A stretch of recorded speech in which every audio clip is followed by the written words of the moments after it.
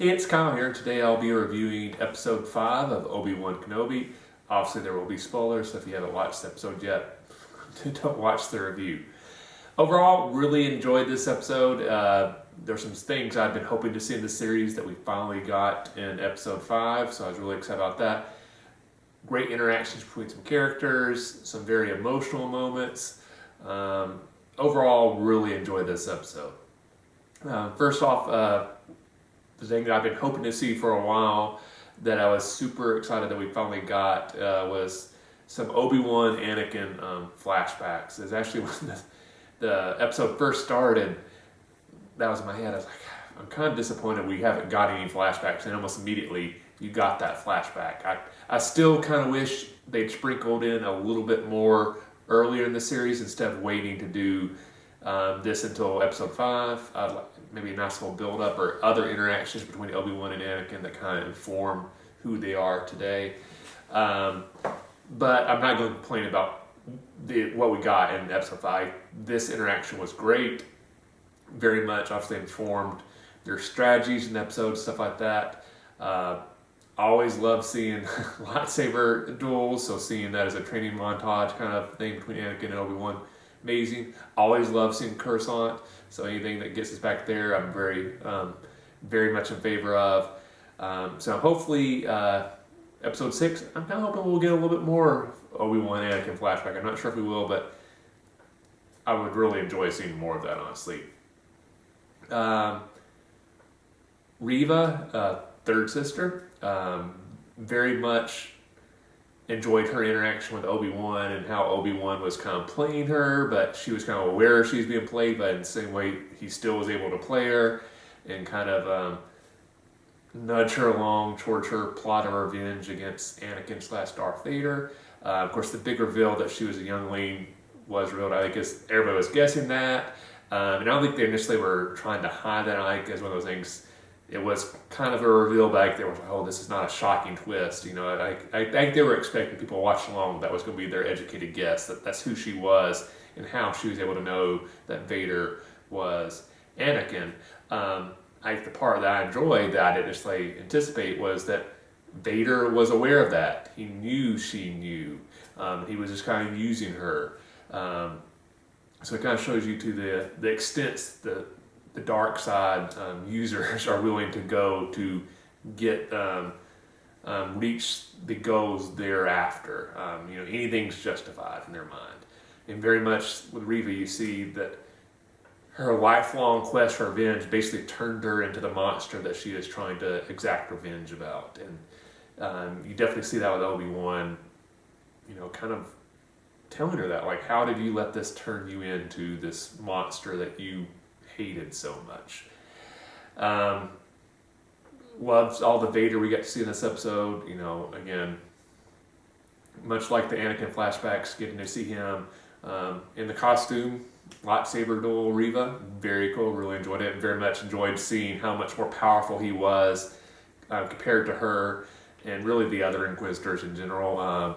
How much he was able to dominate her in their quick fight and really was able to defeat her, no issues at all.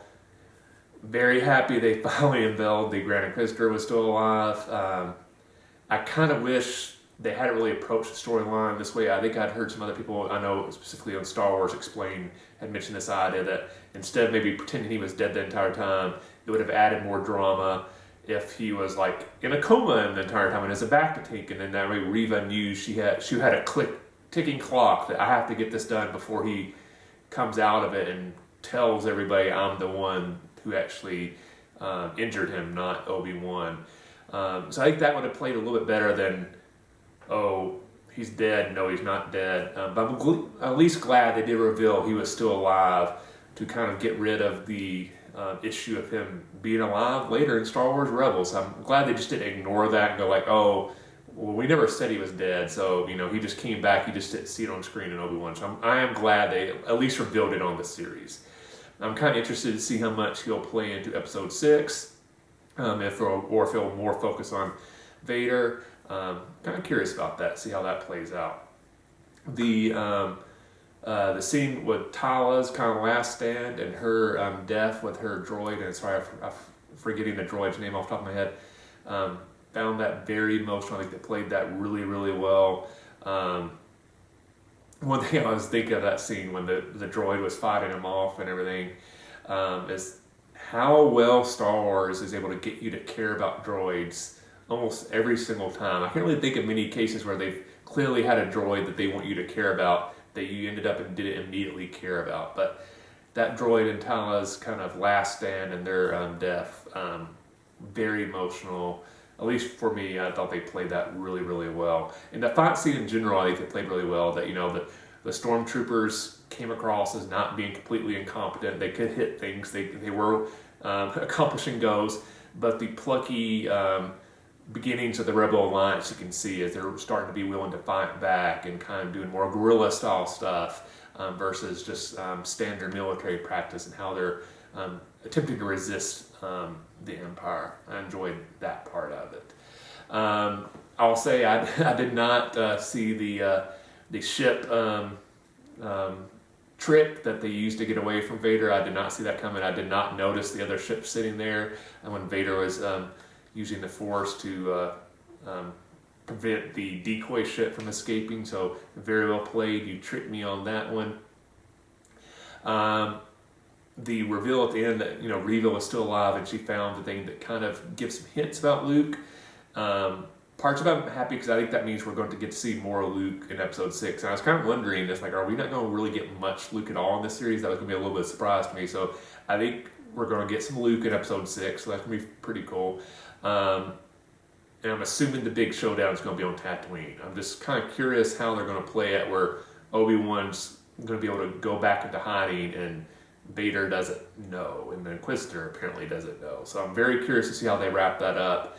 I think it's going to make for an amazing last episode. I'm already preemptively sad that Obi-Wan's going away because I love him so much. I want to bring up another point I saw Star Wars Explained make in their video for their review for today's episode 5, and that's that they would have enjoyed Kenobi more as a movie. And I hadn't really thought about that as the series was going along. I know initially this was supposed to be a movie, and then it got changed into a series. And I want to think about that a little bit more. Honestly, I don't know if I have a firm opinion yet. Like, yeah, I think I would like to have seen this more as a movie versus a series. Maybe once I see episode 6, I'll be able to kind of get a better wrap on, like, yeah, I think this would have been better suited to be a movie versus a series. So very curious to see how it wraps up. And in the comment section below, let me know, would you rather Kenobi be a movie, or would you rather been how they done it as a kind of a limited episode special series? Very curious to see y'all's feedbacks. Let me know what else you enjoyed or didn't enjoy about episode 5. Overall, I loved it. So anyway, I hope you enjoyed the video. If you did, please hit that like button. If you haven't yet, please subscribe to the channel. I appreciate the support. I'll see you the next time, and may the Force be with you.